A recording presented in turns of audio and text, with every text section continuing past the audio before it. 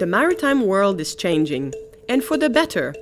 With help from IMO, exciting and rewarding career opportunities are opening up for women, and a new generation of strong and talented women are responding. They're proving that, in today's world, the maritime industries are for everyone. It's not about your gender, it's about what you can do. It started as a challenge. They were looking for a male to do what I'm doing, and I challenged them that I as a female can, and I have, and I do. I'm the first female to have been appointed the Managing Director of the Nigerian Ports in its 63 years of existence. We see more women involved in different departments within the maritime industry. We don't see them in the conventional roles anymore, where cooks and clerks. We see them in engineering, we see them going to sea, you see them in the radio rooms, in communications and intelligence, so it's definitely improved. Apart from the social imperative to promote diversity in the 21st century, supply and demand in the labor force dictate that the industry simply cannot afford to ignore women, a huge potential workforce. Girls and women today have many options, and they are now strong role models in the maritime sector, but many barriers still need to be overcome. Well, I would say there are opportunities for women, but those opportunities are not equal. The sector as it is generally has a way of discriminating against women, but as women we need not to allow that or accept it, but we need to sort of kick the doors open and get ourselves accepted in the industry. We need to be more sustainable. We cannot continue leaving aside 50% of the population. There's still a lack of awareness of the dynamics of what women bring to the table in the maritime sector. At first, when I was growing up, I didn't know that there was opportunities to come in the maritime industry, and I didn't know that, hey, females were allowed to be a part of it. We haven't been using the world's talent pool. I think it's a huge potential in actually starting to get a lot more diversity into the shipping business. The demand since 2015, we have less officers representing than the demand actually requires. To fill that, we're going to have to look outside of our traditional boundaries, and I think where we're going to find that is incorporating more women into industry. IMO's gender program has already been running for more than 30 years. When it began, women were often actively prevented from participating in the maritime sector. Training and education opportunities were restricted to males only. So IMO set about changing it in a systematic and targeted way. As IMO's lead on women in maritime, it's been amazing to meet so many women who have benefited from the program over the years, and to hear their amazing stories. The program really has made a difference to so many people.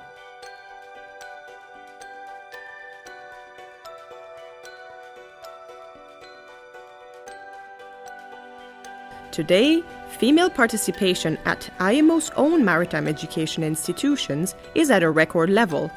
The World Maritime University has more than 1,000 female graduates, and IMO's International Maritime Law Institute, IMLI, has become the first UN body to include a requirement that 50% of its places must be reserved for women.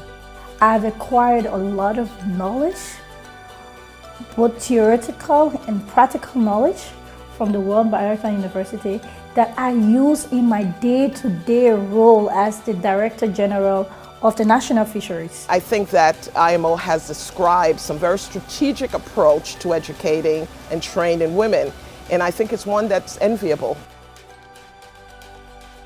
I applied to IMLI, applied for a scholarship, and I was one of the recipients of an IMO fellowship, which is great, but you don't always hear something that says reserved for women.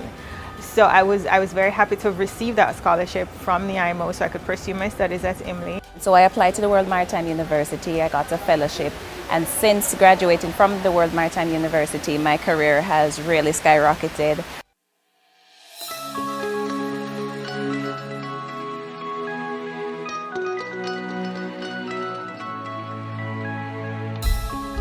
I believe that IMO invested in women in port management is very important and will make a difference. We have engineers in our engineering department, and we have a lot of ladies with us now.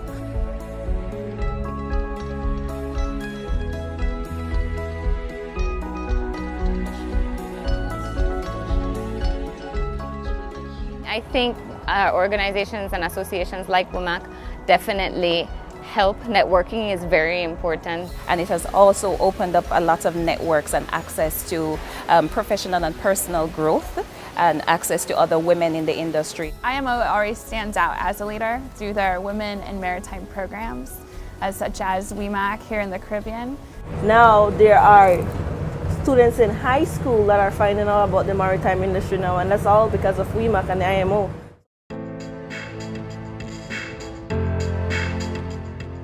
Women in maritime today are strong, powerful, and constantly challenging old-fashioned perceptions.